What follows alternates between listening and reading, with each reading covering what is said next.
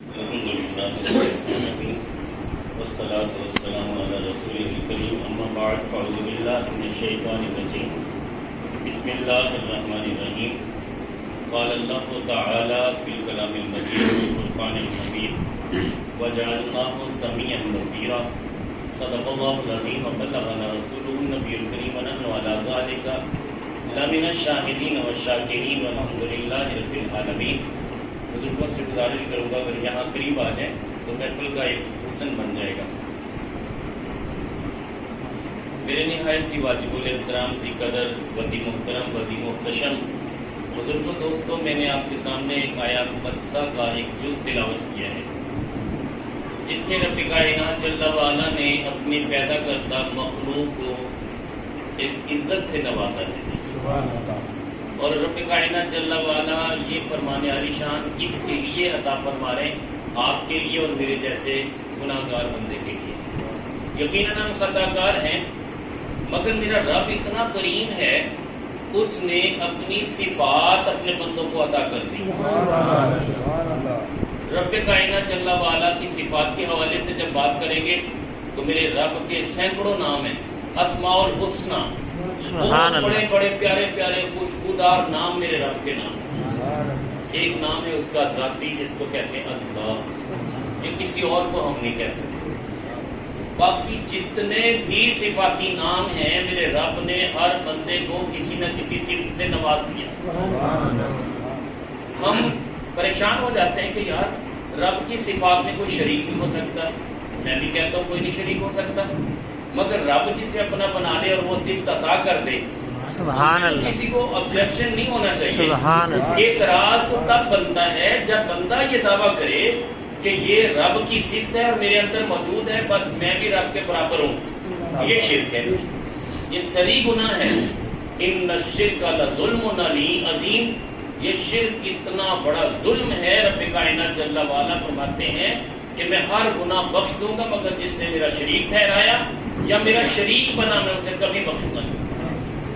اب شرک اتنا بڑا گناہ ہے، رب کائنات جل وعلا فرماتے ہیں اللہ لا یغفر ان یشرک بہ ویغفر ما دون ذلک لمن یشاء، بے شک اللہ چاہے جو چاہے بخش دے، لیکن اللہ نہیں بخشے گا جس نے شرک کیا۔ تو بات یہ ہے کہ شرک سے ہم نے بچنا ہے، شرک ہم نے نہیں کرنا۔ ہم کسی بھی حوالے سے رب کے ذاتی اور تمام صفاتی ناموں کو اپنی ذات تک محدود نہیں کر سکتے، یہ اس کی عطا ہے۔ اگر اس نے ہم سے کام لینا ہے وہ ہمیں صفت سے متصف کر دیتا ہے۔ مثال کے طور پہ باپ سے رب کائنات جل وعلا کام لیتے ہیں، اسے ربوبیت کی صفت سے متصف کر دیتے ہیں، اور قرآن نے والدین کو رب ارحمہما کما ربیانی صغیرا کا لقب دیا ہے۔ یہ رب ہے اپنے بچے کے لیے، یہ پرورش کرتے ہیں اس کی۔ اب رب تو وہ تھا، بے نیاز تھا، مگر اس نے اپنی کرم بخشی فرمائی اور بندے کو بھی اپنی اس صفت سے متصف کر دیا۔ فرق صرف یہ ہے کہ یہ مجاز میں ہے، یہ بندہ محدود ہے، اس کی طاقت اتنی ہے جتنی میرے رب نے عطا کی ہے۔ پوری کائنات کا رب وحدہ لا شریک ہے، مگر اس نے جزوی طور پہ سب لوگوں کو اس صفت سے متصف کیا۔ ہر وہ باپ جو اپنی اولاد کی پرورش کر رہا ہے وہ گویا کہ رب کائنات جل وعلا کے اس صفاتی نام سے متصف ہے، اور اسے قرآن میں بھی رب کہا گیا، اور بادشاہ وقت کو بھی رب کہا گیا۔ جب حضرت یوسف علیہ نبینا علیہ السلام باقاعدہ قیدی بنے، پھر رہائی ہوئی، پھر سب کچھ ہوا، پھر وہ خواب سنانے والا نے خواب سنائے، تو وہاں پہ بھی ان خوابوں کی تعبیر کے بعد جو لفظ یوز کیے گئے وہ بادشاہ وقت کو رب کہا گیا کہ تم اپنے رب کو شراب پلاؤ گے۔ اور بادشاہ وقت رب تو نہیں تھا، مگر یہ ہے کہ وہ پرورش کے حوالے سے مجازن وہ کچھ نہ کچھ اپنی عوام کو دیتا رہتا تھا، اس صفت سے متصف ہو گیا۔ اب اسی طرح ہم حضرت یوسف علیہ السلام کو دیکھتے ہیں، رب کائنات جل وعلا کے کرم سے جب ان کو خزانوں کا مالک بنا دیا گیا، مصر کے تخت پہ وہ براجمان ہیں اور تمام تر خزانوں کا مالک بنا دیا گیا کہ آپ اس کو امینڈمنٹ کریں گے، 7 سال بہت زیادہ کھیتی ہوگی، پھر 7 سال قحط پڑے گا، اس کو کیسے مینیج کریں گے؟ آپ نے فرمایا کہ مجھے آپ یہ اجازت دے دیں تو پھر اس کے بعد دیکھنا کہ میں کیسے مینیج کروں گا۔ حضرت یوسف علیہ السلام نے کر کے دکھایا۔ وہاں بھی جو ان کا صفاتی نام رکھا گیا حفیظ، حضرت یوسف علیہ السلام کو حفیظ کہا گیا، جبکہ یہ صفاتی نام میرے رب کا نام ہے۔ یہاں پہ شرک کیوں نہیں ہوا؟ کہ میرے رب کی عطا ہے، جسے چاہے حفیظ بنا دے، جسے چاہے حافظ بنا دے۔ حافظ بھی میرے رب کا نام ہے، صفاتی نام ہے، مگر ایک چھوٹا سا بچہ ہے قرآن کا نور اپنے سینے میں اتار رہا ہے، رب اسے حافظ کیسے؟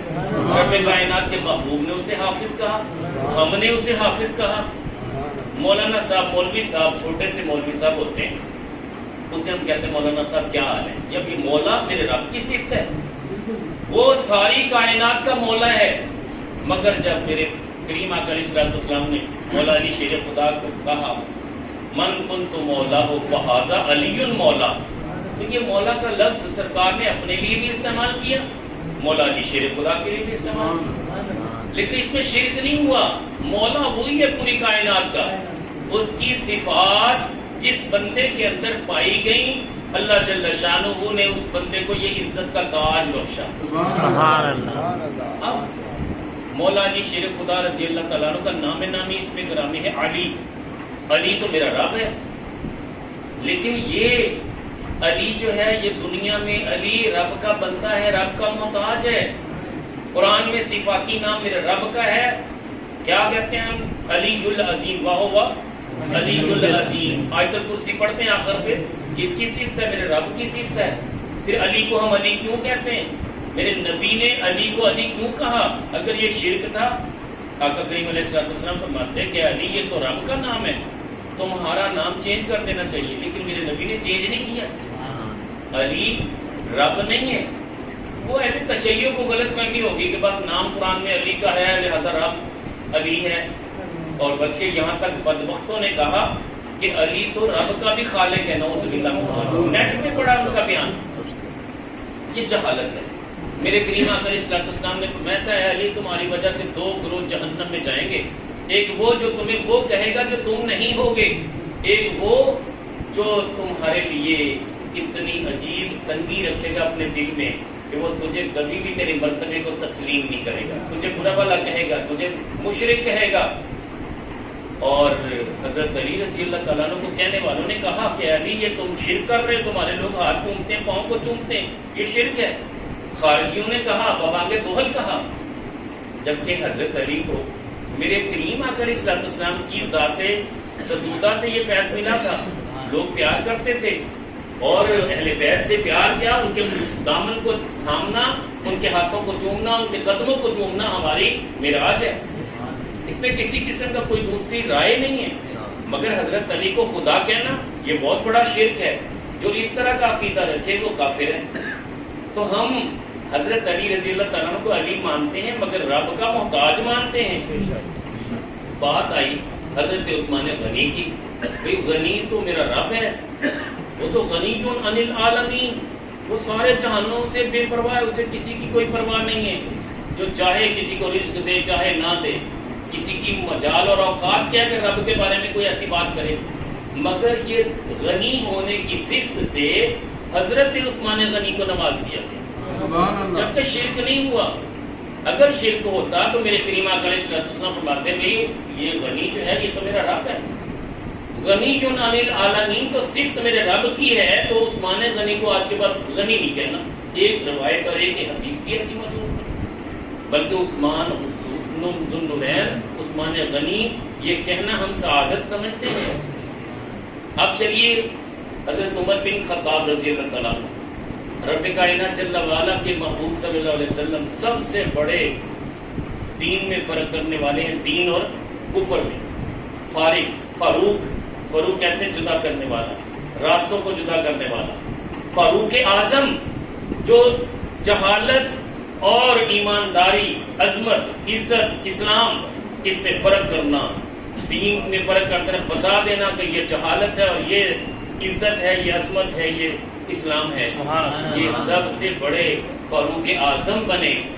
چاہیے تو یہ تھا کہ وہاں پہ صحابہ اعتراض کر دیتے کہ ان کو فاروق اعظم کیوں کہتے ہو؟ سب سے بڑے تو میرے کریم علیہ الصلوۃ والسلام ہیں، اعظم تو وہ ہیں، لیکن یہ اعظم، یہ عظیم، یہ تو رب کی صفت ہے، لیکن اس کے محبوب کے لیے بھی بولی گئی، حضرت فاروق اعظم کے لیے بھی بولی گئی، اور آج بھی ہم فاروق اعظم کو فاروق اعظم کہنا ہم اپنی معراج سمجھتے ہیں۔ ہمارا عقیدہ ہے کہ یہ صفتیں اللہ کی ہیں، مگر فاروق اعظم کو اعظم کہنے سے وہ رب نہیں بن گئے، وہ ان کے محتاج ہیں۔ وہ تو رویا کرتے تھے، خشیت الہی کے پیکر تھے، آنکھوں سے آنسو جاری ہوا کرتے تھے، نماز پڑھاتے تو اگلی صف میں جب وہ تلاوت کلام پاک کرتے، پچھلی صف میں لوگ ان کی سسکیوں اور آہوں کو سنا کرتے تھے۔ ایک دن نماز پڑھا رہے ہیں، نماز بستی وحزنی اللہ پہ آئے تو بار بار اس آیت کا تکرار کیا اور اتنا روئے کہ ہچکی بن گئی۔ تو رب سے ڈرنے والے تھے، لیکن یہ صفت رکھنے کے باوجود کسی نے آبجیکشن نہیں کیا۔ حضرت ابوبکر صدیق رضی اللہ تعالیٰ عنہ کو صدیق کہا گیا۔ صدیق کس کو کہتے ہیں؟ سب سے بڑا جو سچا ہوتا ہے، اور انہوں نے سچائی کی تو مثالیں رقم کر دی۔ ادھر میرے کریم علیہ الصلوۃ والسلام کے لیے ابو جہل کہہ رہا ہے کہ ایک رات میں ایسا ہو سکتا ہے، کہتے نہیں ہو سکتا، کہتے تمہارے یار نے دعویٰ کیا ہے کہ میں مسجد اقصیٰ تک گیا ہوں پھر معراج کی ہے، مسجد اقصیٰ تک گیا ہوں پھر معراج کی ہے، واپس بھی آ گیا ہوں، ایک ہی رات میں یہ سفر اتنا ہو نہیں سکتا، نہیں ہو سکتا۔ اگر میرے محبوب نے کہا تو یہ ہو گیا۔ صداقت کے تاجدار ہیں، لیکن رب کائنات جل وعلا کی صفاتی ناموں میں سے یہ نام ہے۔ رب کائنات جل وعلا فرماتے ہیں وَمَنْ أَصْدَقُ مِنَ اللَّهِ قَوْلًا، سب سے بڑھ کر سچی بات کس کی ہو سکتی ہے؟ اللہ سے۔ اللہ سے بڑھ کر کسی کی سچی بات ہو سکتی نہیں ہو سکتی، مگر صدیق اکبر کو صدیق اکبر کا لقب دے دیا۔ اللہ اکبر، اللہ سب سے بڑا ہے، یہاں پہ صدیق کو بڑا کہا گیا، اکبر۔ یار وہ تو چھوٹے ہیں، رب کے مقابلے میں تو کہیں زیادہ چھوٹے ہیں، وہ تو یہ سوچ بھی نہیں سکتے، وہ تو اپنے رب کے محتاج ہیں، مگر یہاں پہ صدیق کو صدیق اکبر کہا گیا، لیکن رب کے مقابلے میں نہیں، عوام کے مقابلے، عوام کے ساتھ کمپیریزن کریں گے تو صدیق اکبر ہے۔ وہ صحابہ جو میرے کریم علیہ السلام کے ساتھ جب میں غفیر میں بیٹھا کرتے تھے، مجلس میں بیٹھا کرتے تھے، ان میں سب سے زیادہ سچ بولنے والے، صداقت کے تاجر ابو بکر صدیق رضی اللہ عنہ۔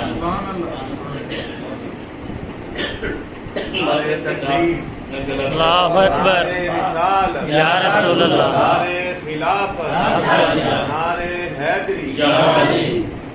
اب جو قرآن کریم کی میں نے آیت تلاوت کی تھی، وَجَعَلْنَاهُ سَمِيعًا بَصِيرًا، اللہ نے انسانوں کو تمام ایرے غیرے، جو اچھے ہیں ان کو بھی، جو برے ہیں ان کو بھی، اللہ نے اپنی صفت سے نواز دیا کہ ہم نے انسان کو سمیع بصیر بنا دیا۔ یہ سمیع کہتے ہیں سننے والے کو، بصیر دیکھنے والے کو کہتے ہیں، اور یہاں تک کہ علیم کا لفظ بھی یوز ہوا، وہ بھی بندوں کے لیے یوز ہوا، مگر رب کی صفت ہے، لیکن یہ شرک نہیں ہوا۔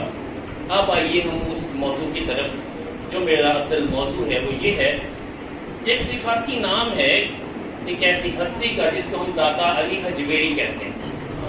یہ داتا، پہلی تو بات ہے یہ عربی کا لفظ ہی نہیں ہے، یہ قرآن میں ذکر ہی نہیں ہے، اس کا ہم کسی سے کمپیریزن کر ہی نہیں سکتے۔ داتا ایک، بعض کہتے ہیں فارسی کا، بعض کہتے ہیں کسی اور زبان کا، چلے مانتے ہیں۔ داتا کا مفہوم کیا ہے؟ داتا کہتے ہیں دینے والے کو۔ اب اپنی اوقات، اپنی حیثیت کے مطابق باپ بھی اپنے بیٹوں کو دیتا ہے، دکان کا مالک وہ اپنے گاہکوں کو اپنی اوقات اور حیثیت کے مطابق دیتا ہے، جو ایک سخی ہے اس کے در پہ سوالی آتے ہیں وہ بھی اپنی اوقات اور حیثیت کے مطابق دیتا ہے۔ ہر کسی کو اللہ نے عزتوں کا تاج دیا ہے۔ کوئی ایرا گہرا ہے وہ بھی اس زمرے میں آئے گا، یار فلاں بڑا سخی ہے، لیکن ہے تو یار کافر، لیکن سخی بڑا ہے، یہودی ہے، عیسائی ہے، وہ بڑے بڑے NGOs بنا کے بیٹھے لوگوں کی خدمت کر رہے ہیں، کوئی ہاسپٹل بنا کے لوگوں کو فری میڈیسن دے رہے ہیں، کوئی علاج کر رہا ہے، کوئی کچھ کر رہا ہے، کوئی کچھ کر رہا ہے، لیکن ہم انہیں بھی کہتے ہیں یار بڑے سخی ہیں۔ جبکہ یہ سخی ہونا یہ رب کائنات جل وعلا کی صفت ہے، مگر یہاں پہ ہر ایرے ویرے کے لیے ہم مان چکے ہیں۔ لیکن جب داتا کا نام داتا آتا ہے تو سبھی لوگوں کو پریشانی ہو جاتی، داتا تو صرف رب ہے، بھائی ہم بھی کہتے ہیں صرف رب ہے۔ اگر اس کا مفہوم ہم یہ لیں تو سب کو دینے والا ہے، تو ہم بھی یہی کہتے ہیں وہ سب کو دینے والا.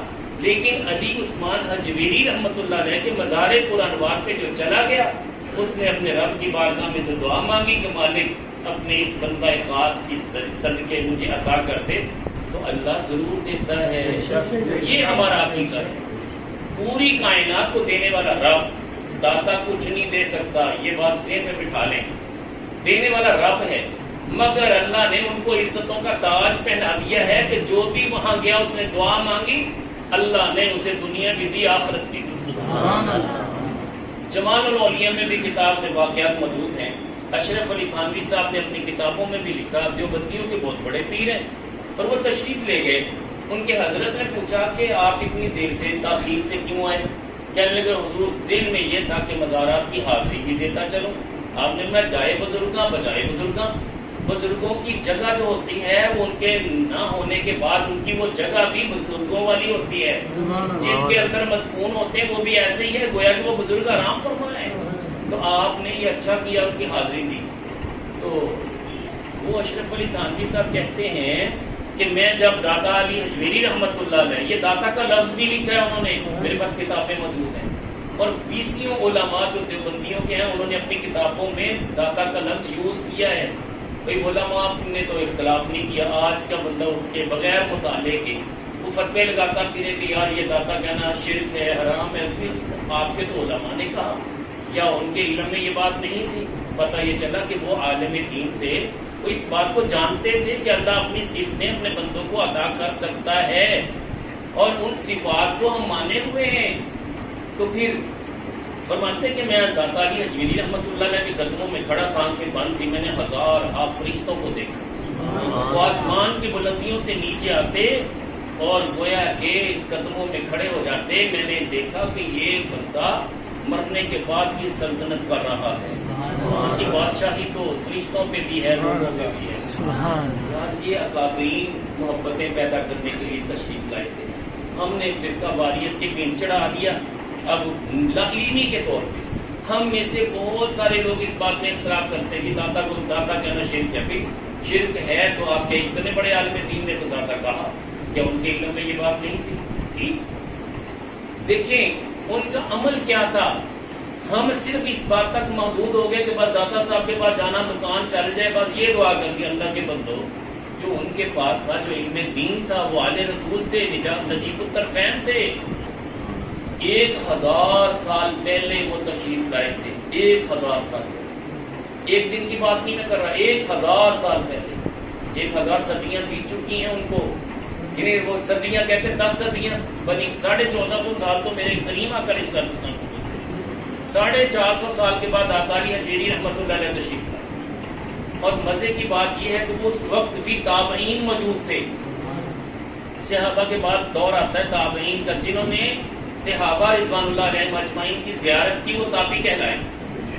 داتا علی حجویری رحمۃ اللہ علیہ جب تشریف لائے, انہوں نے ان تابعین کے بہت سارے واقعات لکھے. کشف المحجوب آپ کی بہت نایاب کتاب ہے, اس میں لکھتے ہیں کہ ایک تابعی کا واقعہ. آپ حضرت علی عثمان حجویری رحمۃ اللہ علیہ کا عقیدہ تو دیکھیے نا. لکھتے کیا, لکھتے کہتے ہیں کہ ایک بزرگ, ایک عالم دین, ایک شخص ایک اللہ والے تابعی کی زیارت کے لیے گیا. کسی نے بتایا وہ تو ملتے نہیں کسی سے, وہ تو پہاڑ کی ایک غار میں پناہ لیے ہوئے اور بکریوں پہ گزارا کر رہے ہیں. اللہ کا کرنا یہ ہے کہ ان کے لیے اللہ سبب بھی پیدا کر دیتا ہے. کہتے میں نے ان سے ضرور ملنا. کشاں کشاں چلتے چلتے اس پہاڑ پہ پہنچے, دیکھا غار میں اللہ کی عبادت میں مصروف تابعی بزرگ موجود ہیں جنہوں نے صحابہ کی زیارت کی تھی. تو لکھنے والے داتا علی حجویری ہیں. وہ بزرگ جو گئے تھے وہ اور تھے, لیکن ان کا واقعہ حضرت علی عثمان حجویری رحمۃ اللہ علیہ نے کشف المحجوب میں لکھا. جب وہ شخص وہاں پہنچا تو اس نے دیکھا کہ ان کی بکریوں کی حفاظت کے لیے بھیڑیا کھڑا ہے. وہاں گئے, حضرت کی زیارت کی, پوچھا حضور یہ کیا؟ کہنے لگے جب بندہ اللہ سے لو لگا لیتا ہے, اللہ سے دوستی کر لیتا ہے, ساری مخلوق دوست بن جاتی ہے. یہ جھگڑے تو اس بات کے کہ ہم اپنی مرضی کے بن گئے, ہم نے اپنی مرضی کا دین بنا لیا, ہم نے اپنی مرضی کے سارے کام شروع کر دیے. مختصر کروں اس بات کو, وہاں بیٹھے بیٹھے یہ کہتے ہیں کہ میرے دل میں خیال آیا. میں نے کہا حضور پانی کی پیاس ہے, کہتے کہ آپ کو دودھ نہ پلا دیں. میں نے دیکھا کہ آپ اٹھے آپ نے ایک پیالہ ایک پتھر کے نیچے رکھ دیا، اب پتھر کے اوپر سے دودھ آنا شروع ہوا، پیالہ بھر گیا، اتنا ٹھنڈا اور شیریں دودھ تھا، مجھے پیش کیا، میں نے پی لیا۔ یہ تابعی بزرگ کی کرامت تھی۔ کہتے ہیں کہ تھوڑی دیر کے بعد میں کہ آپ کو کچھ اور پلائیں، کہنے لگے، میں نے کہا اور کیا چاہیے، آپ پلائیں حضور، یہ تو آپ کی شفقت محبت آپ کی کرامت ہے۔ آپ اسی پتھر کے نیچے پیالہ دوبارہ رکھتے ہیں، اس میں شہد آنا شروع ہو جاتا ہے۔ اب یہ اعتراض کرتے ہیں کہ حضور یہ کیا بات ہے، اتنا بڑا مرتبہ اللہ نے آپ کو دیا۔ میں اس لیے کہ میرے رب نے موسیٰ علیہ السلام کو اجازت دی تھی، اے پیارے موسیٰ اپنا عصا پتھر پہ مار، دیکھ اس سے 12 چشمے پھوٹیں گے۔ جب موسیٰ علیہ السلام چشمے چلا سکتے ہیں، 12 چشمے پھوٹ سکتے ہیں، میں بھی تو اللہ کے نبی کا ایک خادم ہوں، ادنا سا خادم ضرور ہوں، مجھے فیض یہ بھی ادھر سے ملا ہے۔ بات یہ ہے، حضرت علی عثمان حجویری رحمۃ اللہ علیہ صبر و رضا کے پیکر تھے۔ اتنا صبر، آپ عمرہ کر کے آئے، غالباً آپ کی ٹنڈ کی ہوئی تھی، اب سر ننگا تھا۔ آپ کو پتا حاجی لوگ جب ٹنڈ کر کے آتے ہیں، کروا کے آتے ہیں، وہ تکبر غرور سارا ختم ہو چکا ہوتا ہے۔ کچھ تو اپنے ٹنڈ کو چھپا رہے ہوتے ہیں، کچھ بڑے فخر کے ساتھ اس کو ننگا رکھتے ہیں تاکہ لوگ دیکھنے والے کہیں کہ یہ عمرہ کر کے آیا بندہ، یہ ابھی تازی اس نے ٹنڈ کروائی ہے۔ علی عثمان حجویری رحمۃ اللہ علیہ کشتی میں سفر کر رہے تھے، ٹینٹ کروائی ہوئی تھی، سر ننگا تھا، ممکن ہے گرمی کی وجہ سے آپ نے امامہ شریف اتار دیا ہو، ایسا بھی ممکن ہے۔ آپ ننگی ٹینٹ کو جب جوانوں نے دیکھا جو کشتی میں موجود تھے، وہ کھجوریں کھا رہے تھے یا کوئی ایسا پھل کھا رہے تھے جس کی گٹھلیاں موجود تھی، وہ ایک سائڈ پہ بیٹھے ہیں، ایک بندہ آرام سے گٹھلی پکڑ کے زور سے ان کی ٹینٹ پہ مارتا ہے اور منہ ادھر کر لیتا ہے۔ علی عثمان حجویری رحمۃ اللہ علیہ کے کچھ مریدین بھی آپ کے ساتھ تھے، جب انہوں نے دیکھا کہ حضرت کے سر مبارک پہ اس طرح اس نے بڑی گستاخی کی، بھی ادبی کی، تو کہنے لگے حضور اگر اجازت دیں تو ان سے بات کریں۔ نہیں بیٹا آرام سے بیٹھے رہنا، آپ کو تو کچھ نہیں ہوا نا، مجھ سے اس نے مزاق کیا ہے، پیار کیا ہے، یہ اللہ والوں کی سیرت کو بھی ہم نے اپنانا ہے نا، جو ہمارے اندر نہیں ہے۔ ہمارے اندر صرف مزار پہ حاضری دینا، دعا کر کے آ جانا، کاش کہ ہمارے اندر ان کی سیرت آ جائے۔ اتنے صبر والے تھے، برداشت کیا۔ تھوڑی دیر کے بعد دوسرے نے بھی یہی عمل کیا، تیسرے نے بھی یہی عمل کیا، وہ گٹھلیاں سر پہ ماری جا رہے ہیں، مگر یہ اللہ کے نیک بندے، صبر و رضا کے پیکر بندے، رب ان کے ساتھ، اسی لیے ان اللہ مع الصابرین، اللہ صبر کرنے والوں کے ساتھ ہوتا ہے۔ رب کائنات جل وعلا کے کرم سے حضرت علی عثمان حجویری رحمۃ اللہ علیہ پہ اس طرح اس نے بڑی گستاخی کی، بھی ادبی کی، تو کہنے لگے حضور اگر اجازت دیں تو ان سے بات کریں۔ نہیں بیٹا آرام سے بیٹھے رہنا، آپ کو تو کچھ نہیں ہوا نا، مجھ سے اس نے مزاق کیا ہے، پیار کیا ہے، یہ اللہ والوں کی سیرت کو بھی ہم نے اپنانا ہے نا، جو ہمارے اندر نہیں ہے۔ ہمارے اندر صرف مزار پہ حاضری دینا، دعا کر کے آ جانا، کاش کہ ہمارے اندر ان کی سیرت آ جائے۔ اتنے صبر والے تھے، برداشت کیا۔ تھوڑی دیر کے بعد دوسرے نے بھی یہی عمل کیا، تیسرے نے بھی یہی عمل کیا، وہ گٹھلیاں سر پہ ماری جا رہے ہیں، مگر یہ اللہ کے نیک بندے، صبر و رضا کے پیکر بندے، رب ان کے ساتھ، اسی لیے ان اللہ مع الصابرین، اللہ صبر کرنے والوں کے ساتھ ہوتا ہے۔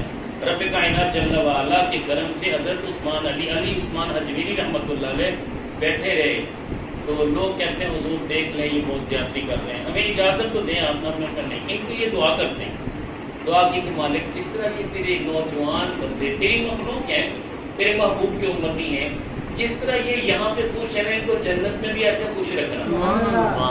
یار آج کا کوئی پیر دکھائیں جو اس طرح کی کیفیت کے ساتھ متصف ہو، آج کا پیر تو ہائپر ہو جائے گا، مریدین اس کے کھڑے ہو جائیں گے، بازو ٹانگ لیں گے اور کہیں گے ان کو ہم ابھی ان کی درگت بناتے ہیں۔ مگر یار سیرت تو ہم نے وہ اپنانی تھی، ہم بھول گئے، ہم نے بزرگوں کا راستہ چھوڑ دیا، ہم بدنام ہو گئے معاشرے میں۔ لوگ اسی لیے کہتے ہیں کہ یار یہ بزرگوں کو مانتے ہیں، یہ شرک کرتے ہیں۔ واقعی ہم نے وہ شرکیہ کاموں کو اپنا لیا، دھاگے باندھ دیے۔ اب دھاگے باندھنے کی حاجت کیا ہے؟ تالے لٹکا دیے، حاجت کیا ہے؟ آپ اللہ کی بارگاہ میں دعا کریں، ان کے پاس جا کے ان کی مزار پرانوار سے فیض لیں۔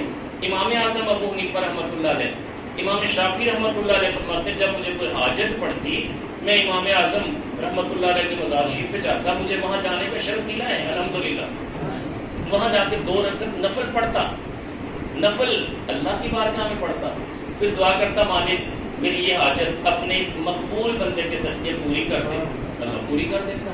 وہ کہتے ہیں میں ابھی نفلوں سے فارغ نہ ہوتا، ابھی دعا بھی بعد میں مانگتا، پہلے میری وہ مشکل حل ہو جاتی۔ امام احمد بن حنبل رحمۃ اللہ علیہ کا عقیدہ بھی یہی تھا۔ ہم نے اپنے اکابرین کی سیرت کو نہیں پڑھا جس کی وجہ سے بہت پیچھے چلے گئے، ہم نے صرف روزی روٹی اور چاول کھانے تک اپنے آپ کو محدود کر دیا۔ کاش کہ ہم ان کی سیرت اپنا لیتے۔ علی عثمان حجویری رحمۃ اللہ علیہ دعا کر رہے تھے، کسی نے جا کے بتا دیا کہ آپ اتنی بے ادبی کر رہے ہیں، مگر وہ اللہ والے ہیں، آپ کے لیے دعا گو ہیں، اور وہ دعا کر رہے ہیں کہ یا اللہ ان کو جنت عطا کرنا، کوئی شرم آنی چاہیے، یہ کیا کر رہے ہو؟ وہ کہتے یار معافی مانگ لیتے ہیں۔ جب وہ قریب آئے تو ساتھیوں نے بتایا آپ کو پتہ یہ کون ہے؟ یہ سید علی عثمان حجویری رحمۃ اللہ علیہ ہیں۔ کہنے لگے اتنے بڑے حضرت، نام تو سنا ہوا تھا۔ اب وہ قدموں میں پڑ گئے، حضور ہمیں بیعت کریں۔ بیعت ہوئے۔ اب مجھے بتائیے کہ جو بندہ توبہ کر لیتا، بیعت کا مطلب توبہ، ہم نے تو اس سے پتہ نہیں کیا مراد لے لیا۔ بیعت کا مطلب ہے اپنا ارادہ کسی ایسی ہستی کے سپرد کر دینا اور اس پہ مکمل یقین کرنا کہ یہ بندہ گمراہ نہیں ہے، یہ شریعت کا دامن پکڑے ہوئے ہے، مجھے کبھی گمراہی کی طرف جانے نہیں دے گا، یہ میری رہنمائی کرے گا، اس کا نام ہے بیعت۔ تو مرید بھی اسی کو کہتے ہیں اپنا ارادہ کسی کے تابع کر دینا اور پھر اس کے نقش قدم پہ چلنا۔ پہلے اسے دیکھنا کہ یہ کامل شریعت کے ساتھ ہے یا صرف غیر شرعی امور میں پیسے بٹورنے والا، بکرے چھترے لینے والا۔ اگر ایسا ہے تو بیعت ہونے کی حاجت نہیں ہے۔ آخری بات عرض کر رہا ہوں، علی عثمان حجویری رحمۃ اللہ علیہ کے وہ بیعت ہوئے، آپ نے فرمایا مریدین کو دیکھا، میرے رب نے میری دعا قبول کر لی، اب یہ میرے ساتھ محبت کریں گے، میں دین کے وہ بکھرے ہوئے موتی جب ان کے دامن میں ڈالوں گا، یہ میرے نقش قدم پہ چلیں گے، یہ اللہ سے پیار کریں گے، اللہ کے محبوب سے پیار کریں گے، یہ قرآن کی تلاوت کریں گے، یہ نوافل پڑھیں گے، یہ اللہ کا ذکر کریں گے، یہ عبادت میں آگے نکلیں گے، یہ تہجد گزاری کریں گے، اور ان کی پیشانیوں کا نور آپ دیکھنا، قیامت کا دن ہوگا، یہ جنت میں داخل ہوگا۔ سبحان اللہ۔ بات یہ ہے اللہ کے بندے تو آئے تھے ہمیں اللہ سے ملانے کے لیے، مگر سچی بات ہے روزی روٹی کی خاطر ہم نے اپنے آپ کو بھی بدنام کیا، اپنے اکابرین کو بھی بدنام کیا، ہم نے اپنے آپ کو محدود کر لیا، جبکہ ان کی محبتیں وسیع تھیں، سمندر بھی وہ کوزے میں بند کر لیتے تھے، اتنی طاقتیں ان کے پاس تھیں۔ آصف بن برقیہ لمحہ بھر میں 1500 میل سے شہزادی بلقیس کا تخت لا سکتا ہے، تو اللہ کے نبی کی امت میں کیا ایسے اولیاء موجود نہیں ہیں؟ بڑے کام کیے ہیں کرنے والوں نے۔ میرے پاس وقت نہیں ورنہ میں آپ کو بتاتا، اسی پہ اکتفا کرتا ہوں کہ ہم نے اپنے اکابرین کی سیرت کو اپنانا ہے، ان کے نقش قدم پہ چلنا ہے، ان کی طرح عبادت کرنی ہے، ہمیں کہیں جانا پڑ جائے اور ہم سے اچھا سلوک نہ ہو تو ہم تو بھری محفل چھوڑ کے آ جاتے ہیں، شادی میں گئے ہیں کھانا کھائے بغیر نکل آتے ہیں۔ مگر علی عثمان حجویری رحمۃ اللہ علیہ باجزی بستانی رحمہ کے مزار شریف پہ گئے، نعرے تکبیر، نعرے رسالت، نعرے خلافت، نعرے غوثیہ، ماشاءاللہ۔ تو وہاں گئے، ایک مسئلہ تھا کشف قبول کا، جو ایک ڈائریکٹ رابطہ قبر والے سے بات کرنا، یہ ایک منزل ہوتی ہے، اللہ اس وقت عطا کرتا ہے جب بندہ اندر کی تمام باطنی علائشوں کو دور کر دیتا ہے، پھر بندہ روح بن جاتا ہے، جیسے روح پاکیزہ ہوتی ہے تو پھر صاحب مزار کی روح سے روح کی ملاقات ہوتی ہے۔ اشرف علی تھانوی صاحب لکھتے ہیں اپنی کتاب میں کہ جب کسی مزار پہ جاؤ روح کے ساتھ روح بن جاؤ اور صاحب مزار کی طرف اپنا منہ کر کے بیٹھو کہ تمہاری پشت قبلہ کی طرف ہو، پھر صاحب مزار کی بارگاہ میں آنکھیں بند کر کے بیٹھ جاؤ، ان سے فیض لینے کا ارادہ کر لو اور روح سے روح بن کے ملاقات کرو، جو فیض ملے وہ حاصل کرو۔ یہ طریقہ انہوں نے لکھا ہے، اپنی کتابوں میں لکھا ہے۔ میرے پاس ان کی ساری کتابیں پڑھی، میں نے تو ہائی لائٹ کر کے ان کی ساری باتیں دربار شریف پہ لگا دی۔ اہل دیوبند آتے ہیں وہ پڑھتے ہیں، یہ تو ہمارے حضرت کی باتیں، میں نے کہا کاش کہ آپ بھی اس پہ عمل کر لو، آپ تو مزارات کے بس مشرے کے فتوے لگانے والوں میں شامل ہوتے، کاش کہ آپ یہ رخ بھی دیکھ لو کہ آپ کے اکابرین کا انداز کیا تھا۔ جہاں تک تبرک کی بات ہے، ان کے ایک حضرت لکھتے ہیں کہ ہم گئے تو ہمارے حضرت کا کوئی بھی وہاں پہ نام و نشان بظاہر نہیں تھا، ہم نے پوچھا یار حضرت سے ملنے والا کوئی ہے؟ کہنے لگے حضور ان کا ایک مرید ہے، ان کا ایک شاگرد ہے۔ تو کہنے لگے کون؟ کہنے لگے وہ تھا بھی ہندو۔ تو کہنے لگے کہ جب بتایا کہ حضرت نے نا ایک بار مجھے سبق نہیں آیا تو یہاں مجھے تھپڑ مارا تھا، تو یہ جو دیوبندیوں کے پیر صاحب تھے نا، انہوں نے یہاں سے چوم لیا کہ میرے حضرت کا ہاتھ تو لگا ہے. کاش کہ یہ چیزیں بھی یہ لوگ بھی یاد کر لیں، ہم بھی یاد کر لیں کہ ہمیں تبرک کی اہمیت پتہ چل جائے. یعقوب علیہ السلام کا اگر وہ کرتا جو یوسف علیہ السلام کو پہنایا گیا تھا آنکھوں پہ لگایا تو بینائی واپس آ گئی، مجھے بتائیے اس میں کچھ تو حکمت تھی نا. یہ بینائی دینا تو میرے رب کا کام تھا. وہ ایک کرتا سبب بنا، جیسے میڈیسن سبب بنتی شفا کا.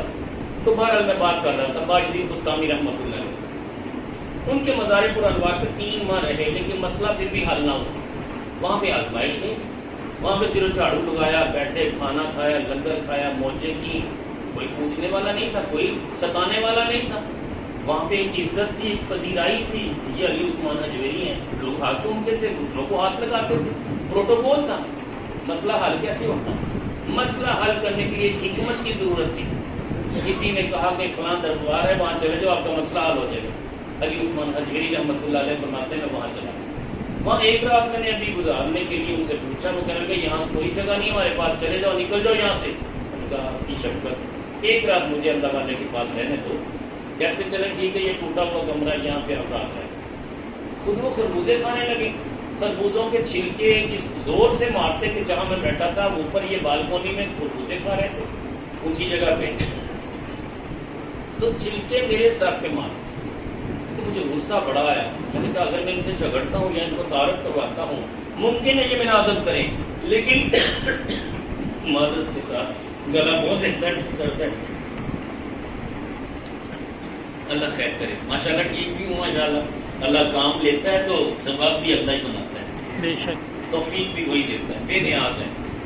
علی عثمان حجویری رحمۃ اللہ علیہ کے سر پہ وہ چھلکے لگے، صبر و رضا کے ساتھ بیٹھے رہے، برداشت کیا کہ یار یہ رات میں نے یہاں گزارنی ہے. اللہ والوں کے پاس صحبت تو تبھی میسر آئے گی جب میں ان سے بنا کے رکھوں. تکلیف تو دے رہے ہیں لیکن خاموش ہو کے بیٹھے رہے. صبح جب مزار پر انوار پہ حاضر ہوئے تو صاحب مزار سے ملاقات ہو گئی.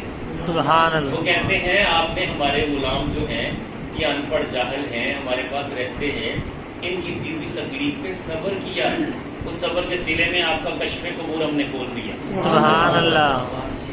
کاش کہ ہم صبر سیکھ لیں. ہمیں لوگ ستائیں گے، لا یخافون لومۃ لائم، ملامت کرنے والے کی کسی ملامت کی پرواہ نہ کریں. آپ اپنا کام کرتے جائیں، اپنے حصے کا کام ہم نے کرنا ہے. سبھی لوگ آپ سے پیار کریں گے، ساری مخلوق آپ سے پیار کریں گے.